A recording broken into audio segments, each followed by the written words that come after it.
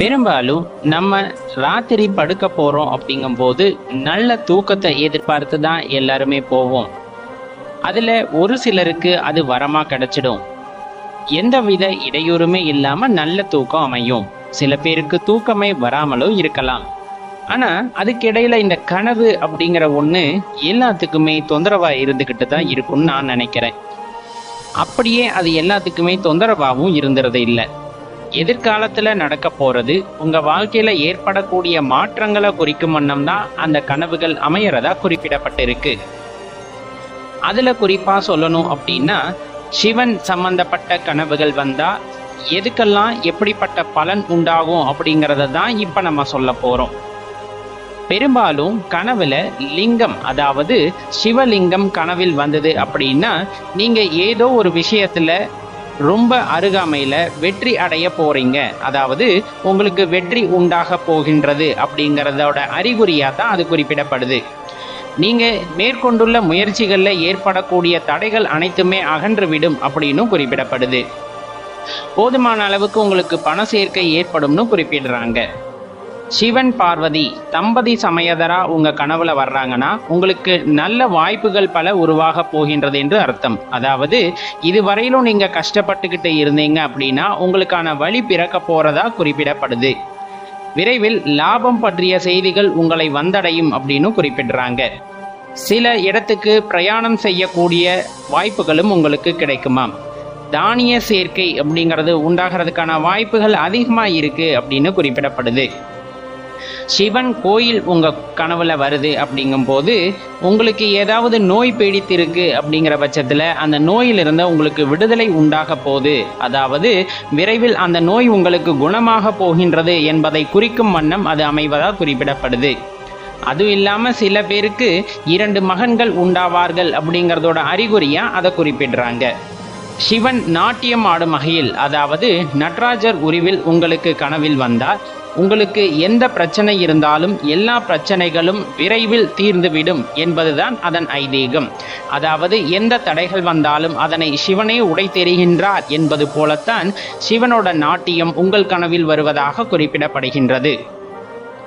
சிவனின் கையில் இருக்கும் திரிசூலம் எதிர்காலம், நிகழ்காலம், முந்தைய காலம் என்று 3 காலங்களையும் குறிப்பதாகவே அறியப்படுகின்றது. அந்த 3 காலத்தில் நாம் செய்ய போகின்ற வினைகள் யாவும் அழிந்துவிடும் என்று குறிப்பிடப்படுகின்றது. பிறை நிலவானது உங்களது கனவில் வரும் பட்சத்தில் உங்களுக்கு கல்வி சம்பந்தமாக பல வெற்றி வாய்ப்புகள் உண்டாகும் என்று குறிப்பிடப்படுகிறது.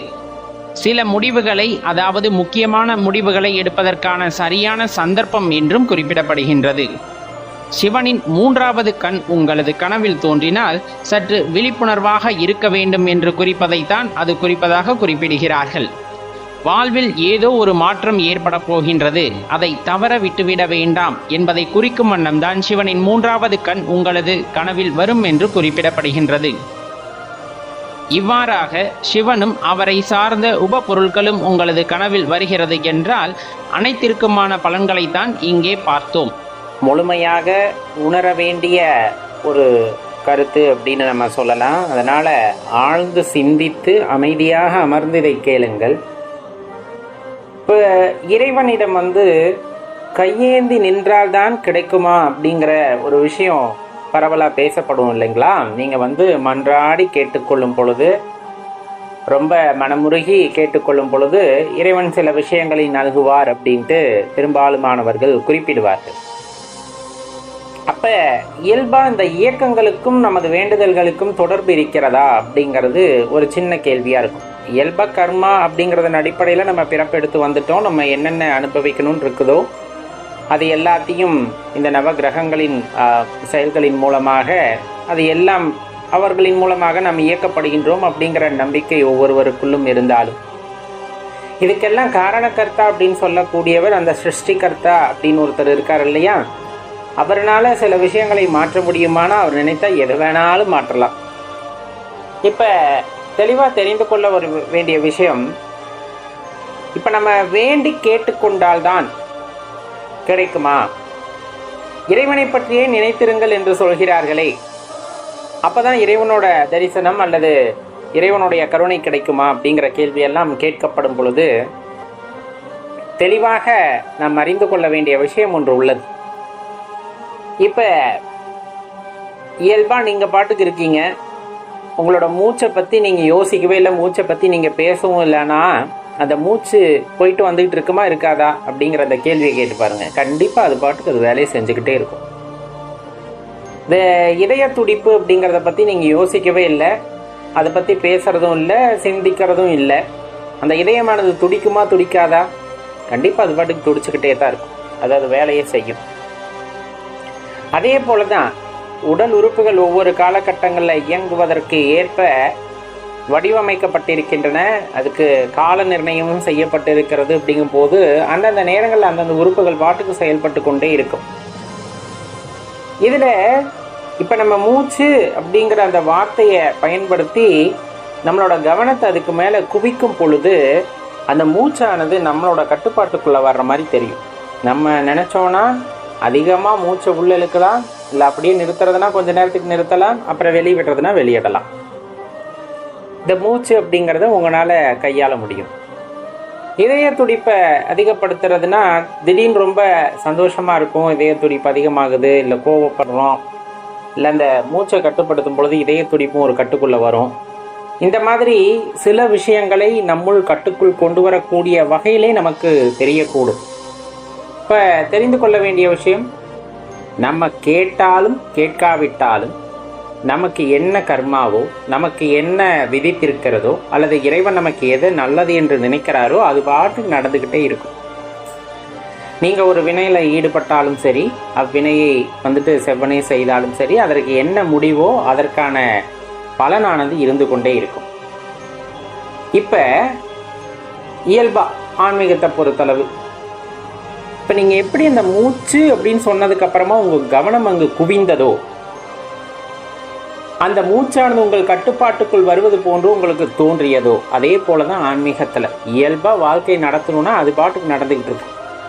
இப்போ இறைவனிடம் நீங்கள் கேட்டாலோ கேட்காவிட்டாலோ இயல்பாக மூச்சு அது பாட்டுக்கு போயிட்டு வந்துட்டு இருக்க மாதிரி உங்களுக்கு என்ன நடக்கணுமோ நடந்திருக்கும்.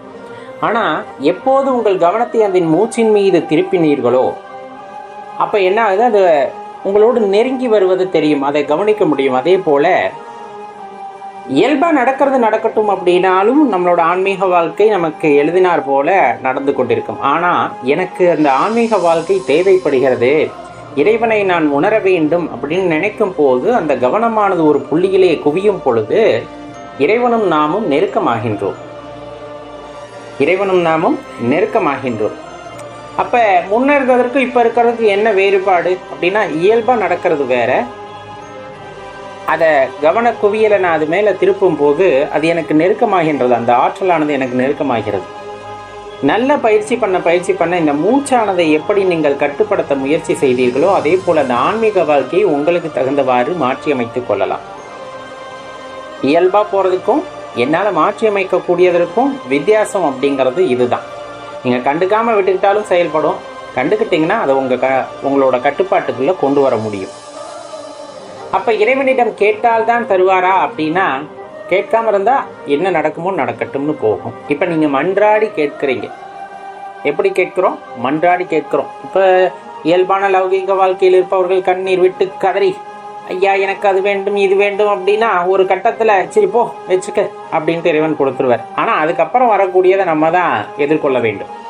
ஏன்னா ஒரு விஷயத்தை கேட்கறது பெருசு இல்லை, கேட்டு வாங்கிறது பெருசு இல்லை, இறைவன் கொடுத்து விடுவார். ஏன்னா குழந்தைகள் அழும் பொழுது தாய் என்ன கேட்டாலும் கொடுத்துடுவாங்க, தகப்பனும் எவ்வளோ கஷ்டப்பட்டாலும் செய்து கொடுத்து விடுவார்கள். அதே போல தான் தெய்வமும், நீங்கள் என்ன கேட்டாலும் ஒரு மனமுருகி கேட்குறீங்கன்னா கிடைச்சிடும். ஆனால் அதற்கு அப்புறமா வரக்கூடிய பலன்களை நாம் தான் எதிர்கொள்ள வேண்டும், அதன் மூலமாக வருகின்ற கர்மாவை நாம் தான் எதிர்கொள்ள வேண்டும். அப்போ தெளிவாக தெரிந்து கொள்ள வேண்டிய விஷயம், கேட்டால் கிடைக்கும். ஆனால் நம்ம என்ன கேட்குறோங்கிறது தெளிவாக தெரிந்து கொண்டு கேட்பது சிறப்பு. என்ன கேட்குறோங்கிறத தெளிவாக தெரிந்து கொண்டு, எனக்கு கார் வேணும் பங்களா வேணும் வச்சுக்கோ, இப்போ என்கிட்ட கையில் காசே இல்லை, கார் வேணும் பங்களா வேணும்னு நினச்சிருக்கேன் வச்சுக்கோ. உன்னை தேடி கடன் கொடுப்பாங்க, பின்னாடி அந்த கடனை திருப்பி கேட்பாங்க, அப்புறம் கடன் அடைக்க வேண்டும் நம்ம இறைவன்கிட்ட கேட்போம். அப்போ அது அடுத்தடுத்து அந்த வினையானது தொடர்ந்து கொண்டே இருக்கும். அப்ப என்ன கேட்க வேண்டும் என்பதை தெளிந்து கேட்க வேண்டும். இப்ப ஆன்மீக பாதையில் இருப்பவர்கள் இந்த மாதிரி லௌகீக வாழ்க்கையில் இருப்பவர்களைப் போல கேட்க மாட்டார். நல்ல குருமார்கள் அமைய வேண்டும், எனக்குள்ளே இருக்கின்ற அந்த ஆற்றலை உணர வேண்டும், அதற்கான வாய்ப்பை ஏற்படுத்தி தர வேண்டும் ஐயா. இந்த மாதிரி வினாக்களை அல்லது இந்த மாதிரி வேண்டுகோளை இறைவனிடம் தொடர்ந்து வைத்து கொண்டே இருக்கும் பொழுது கண்டிப்பா இறைவனுக்கும் நமக்குமான பந்தமானது அந்த இடத்துல மிகவும் அதிகமாக இருக்கும். மிகவும் அதிகமாக இருக்கும். அப்ப அந்த பந்தம் அந்த இடத்துல அதிகமாகும் போது இறைவன் நீங்கள் என்ன விரும்புகிறீர்களோ அதற்கு தகுந்தாற் போல உங்கள் வாழ்க்கையில் சந்தர்ப்பத்தை ஏற்படுத்தி தருகின்றார். அந்த சந்தர்ப்பத்தை ஏற்படுத்தி தந்த பின்பு அதை சரியாக பயன்படுத்துவதும் அதை முறையாக பயன்படுத்துவதும் நம்ம கையில தான் இருக்கு. ஏன்னா இறைவன் வாய்ப்புகளை ஏற்படுத்தி தந்து விடுவார். அந்த வாய்ப்புகளை நாம் சரியாக பயன்படுத்துகிறோமா அப்படிங்கிறது நம்ம கையில தான் இருக்கு. ஆன்மீக வாழ்க்கையில் முன்னேற்றம் ஏற்பட வேண்டும் என்றாலும், இயல்பான வாழ்க்கையில் முன்னேற்றம் ஏற்பட வேண்டும் என்றாலும் உங்களது அந்த சிந்தனை யாவும் அந்த இடத்திலே குவிந்திருக்க வேண்டும் அப்படிங்கிறது ரொம்ப முக்கியம். இப்போ நம்ம சொன்ன வரியை திரும்பி சொல்லி பாருங்க.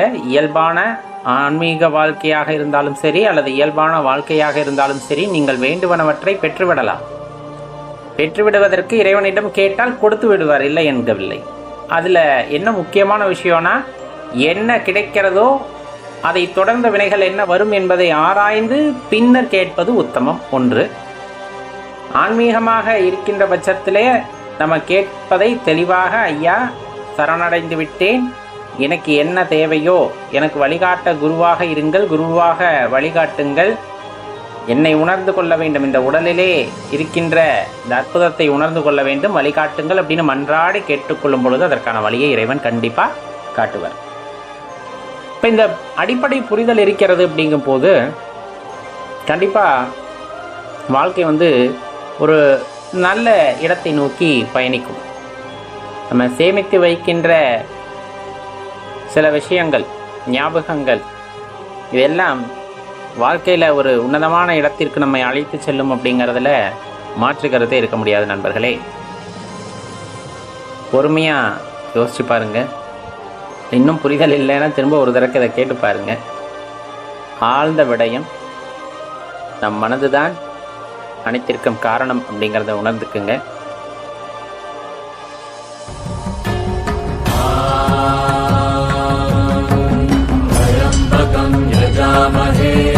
सुगन्धिं पुष्टिवर्धनम् पूर्वारुकमिव बन्धुम्